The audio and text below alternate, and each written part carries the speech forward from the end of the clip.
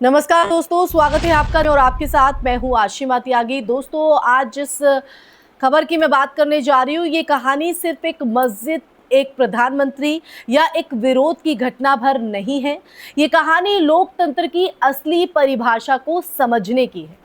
सोचिए, एक देश का प्रधानमंत्री ईद की नमाज के मौके पर एक मस्जिद में जाता है, लोगों से मिलने, मुलाकात करने, उनका भरोसा जीतने और शायद उनकी नाराजगी सुनने। लेकिन वही जनता उसे जेनोसाइड सपोर्ट कहकर बाहर जाने को मजबूर कर देती है।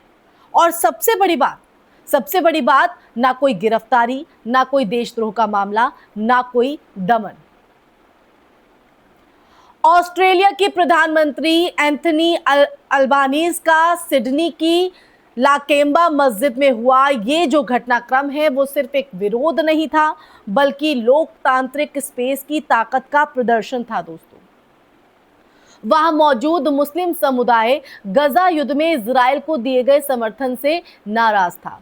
उन्होंने अपनी नाराजगी सीधे प्रधानमंत्री के सामने रखी और बिना किसी डर के, बिना किसी झिझक के। अब ये जो दृश्य है, ये दृश्य बताता है कि लोकतंत्र सिर्फ चुनाव जीतने का नाम नहीं है, बल्कि जनता को असहमति जताने का अधिकार देने का नाम है। तो दोस्तों, अब जरा इस परिप्रेक्ष्य को भारत के संदर्भ में रखकर देखिए। क्या हमारे यहां ऐसा संभव है? क्या कोई आम नागरिक देश के प्रधानमंत्री को खुले मंच पर जेनोसाइड सपोर्टर कह सकता है? सवाल उठता है कि अगर ऐसा हुआ तो उसका परिणाम क्या होगा? क्या वो सिर्फ एक असहमति मानी जाएगी या फिर उसे कानून व्यवस्था के नाम पर कुचल दिया जाएगा?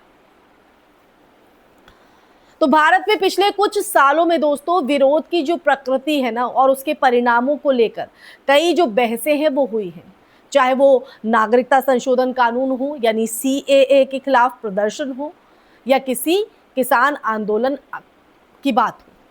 अक्सर देखा गया है कि असहमति की को सुरक्षा खतरे या राजनीतिक साजिश के रूप में पेश किया गया है। कई मामलों में प्रदर्शनकारियों पर FIR, UAPA जैसे सख्त कानून या फिर प्रशासनिक कार्रवाई तक भी जो है वो देखने को मिली है। दोस्तों, आपको 2022 का पंजाब का वो मामला याद होगा जब प्रधानमंत्री नरेंद्र मोदी का काफिला एक फ्लाईओवर पर कुछ समय के लिए रुका था, क्योंकि आगे किसान प्रदर्शन कर रहे थे। और उस घटना के बाद प्रधानमंत्री ने कहा था कि वो जिंदा बचकर लौटे हैं, और इस बयान ने पूरे देश में एक बहस छेड़ दी थी कि क्या ये वास्तव में सुरक्षा खतरा था या एक राजनीतिक नैरेटिव को गढ़ने की कोशिश। उसके उलट ऑस्ट्रेलिया की घटना में प्रधानमंत्री को विरोध झेलना पड़ा, लेकिन उन्होंने ना तो इसे अपनी जान का खतरा बताया और ना ही विरोध करने वालों को राष्ट्र विरोधी कहा। ये जो अंतर है ना दोस्तों, ये जो डिफरेंस है, वो सिर्फ दो नेताओं का नहीं है, बल्कि दो लोकतांत्रिक संस्कृतियों का भी है। अब अमेरिका की तरफ चलते हैं।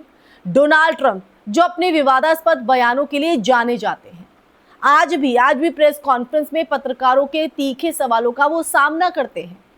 अमेरिकी मीडिया अक्सर राष्ट्रपति से असहज सवाल पूछता है, और ये वहां की लोकतांत्रिक परंपरा का हिस्सा है। दोस्तों, प्रेस की स्वतंत्रता और जवाबदेही वहां के सिस्टम का अहम स्तंभ है।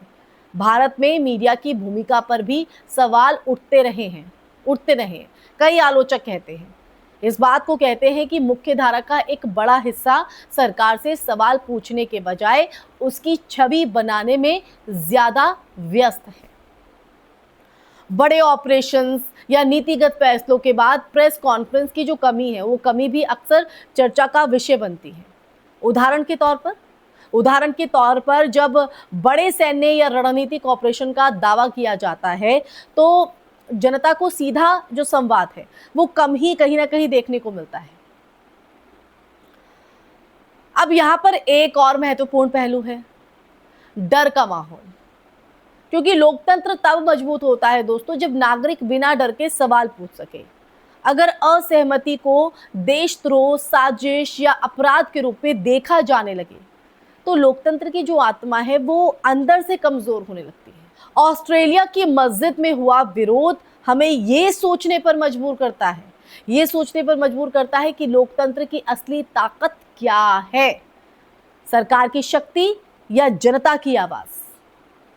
क्या एक नेता की महानता इस बात में है कि वो कितनी तालियां बटोरता है या इस बात में कि वो कितनी आलोचना सह सकता है? तो दोस्तों ये सवाल इसलिए क्योंकि हमने आपको बताया कि कितना डिफरेंस है, क्या अंतर नजर आता है। तो अंत में ये सवाल हमारे सामने खड़ा हो जाता है एक प्रश्न चिन्ह की तरह कि हम किस तरह का लोकतंत्र चाहते हैं। एक ऐसा लोकतंत्र जहां नेता जनता से ऊपर हो, या एक ऐसा लोकतंत्र जहां जनता नेता से सवाल पूछ सके। क्योंकि लोकतंत्र की असली परीक्षा चुनावों में नहीं बल्कि असहमति के क्षणों में होती है। तो इसी के साथ दोस्तों इस चर्चा में फिलहाल के लिए बस इतना ही। ये चर्चा आपको कैसी लगी और साथ ही इस चर्चा को सुनने के बाद जो अंतर आपको नजर आया है और आया भी है कि नहीं आया है, कमेंट बॉक्स में कमेंट करके दीजिएगा अपनी राय। बताइएगा कि आपको क्या समझ में आता है और आप कैसा लोकतंत्र या कैसा भारत चाहते हैं। फिर हाजिर होंगी ऐसी ही चर्चा लेकर, सच का संवाद लेकर, आपकी आवाज को बुलंद करने के लिए। तब तक के लिए अपना ख्याल रखिए। जय हिंद, जय भारत, नमस्कार।